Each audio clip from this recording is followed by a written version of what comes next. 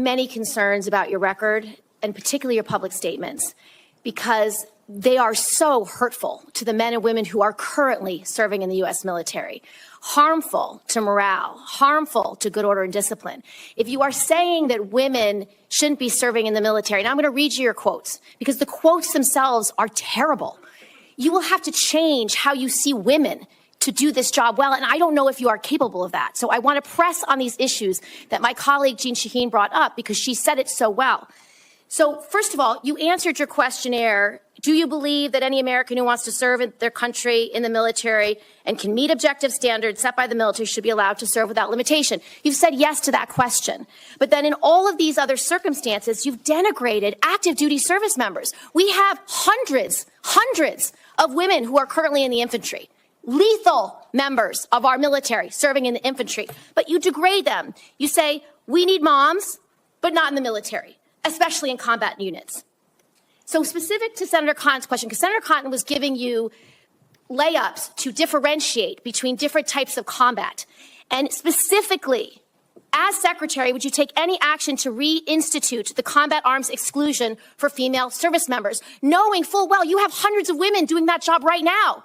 And the standards, your 2 mile run, Tom, is about the Army Combat Fitness Test. It is not the requirements to have an MOS 11 Bravo, which is the infantry. These are the requirements today for people serving in the industry, men and women. They are gender neutral, and they are very difficult to meet. They have not been reduced in any way, and our combat units, our infantry is lethal. So please explain specifically, because you will be in charge of 3 million personnel. It is a big job. And when you make these public statements, and I get you were not Secretary of Defense then, I get you were on TV, I get you were helping veterans, I get it was a different job. But most recently, you said this in November of 2024, knowing full well you might have been named as Secretary of Defense. So please explain these types of statements, because they're brutal and they're mean and they disrespect men and women who are willing to die for this country. Well, Senator, I appreciate your comments. And I would point out, I've never disparaged women serving in the military. I respect every single female service member that has put on the uniform, past and present. My critiques, Senator, recently and in the past, and from personal experience, have been instances where I've seen standards lowered, and you mentioned 11 Alpha, 11 Bravo, MOS, places in units, and the book that has been referenced multiple times here, The War on Warriors.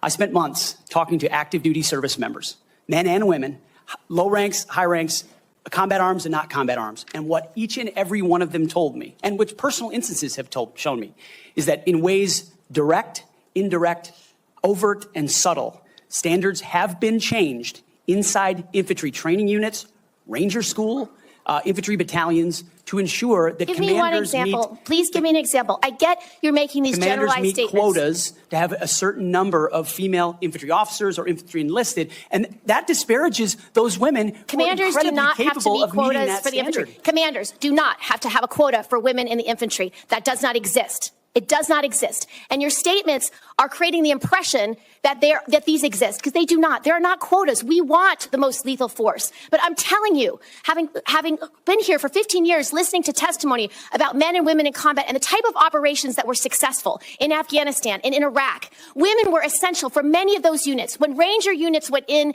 to find where the terrorists hiding in Afghanistan or in Iraq, if they had a woman in the unit, they could go in, talk to the women in a village, say, where are the terrorists hiding? Where are the weapons hiding? And get crucial information to make sure that we can win that battle. So you cannot denigrate women in general, and your statements do that. We don't want women in the military, especially in combat. What a terrible statement. So please, do not deny that you've made those statements. You have. We take the responsibility of standards very seriously, and we will work with you. I'm equally distressed you would not meet with me before this hearing. We could have covered all of this before you came here, so I could get to the 15 other questions that I want to get to. So women, you have denigrated. You have also denigrated members of the LGBTQ community. Did you know that when Don't Ask, Don't Tell was in place, we lost so many crucial personnel, over 1,000 in mission-critical areas. We lost 10% of all our foreign language speakers because of a political policy. You said in your statement, you don't want politics in the DOD. Everything you've said in these public statements is politics. I don't want women. I don't want moms. What's wrong with a mom, by the way? Once you have babies, you therefore are no longer able to be lethal. I mean, you're basically saying women after they have children can't ever serve in the military in a combat role. It's a silly thing to say. It's a silly thing to say beneath the position that you are aspiring to. To denigrate LGBTQ service members is a mistake. If you are a sharpshooter, you're as lethal regardless of what your gender identity is, regardless of who you love. So please know this to be a true statement.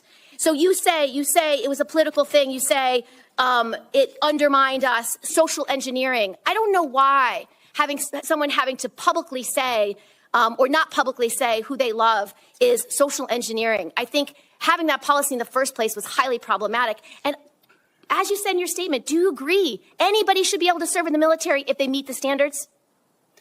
Senator, as the president has stated, I don't disagree with the overturn of Don't Ask, Don't Tell. Great, because I don't want you thinking, can't serve if you're a mom, can't serve if you're LGBTQ, and then last, can't serve if you're a leftist. The statements you said about people who have views differently than you, that we're the enemy, are you saying that 50% of the DOD, if they hold liberal views or leftist views or are Democrats, are not welcome in the military? Are you saying that? Senator, I volunteered to deploy to Afghanistan under Democrat President Barack Obama. I also volunteered to guard the inauguration of Joe Biden, but was denied the opportunity to serve because I was identified as an extremist by my own unit for a Christian tattoo.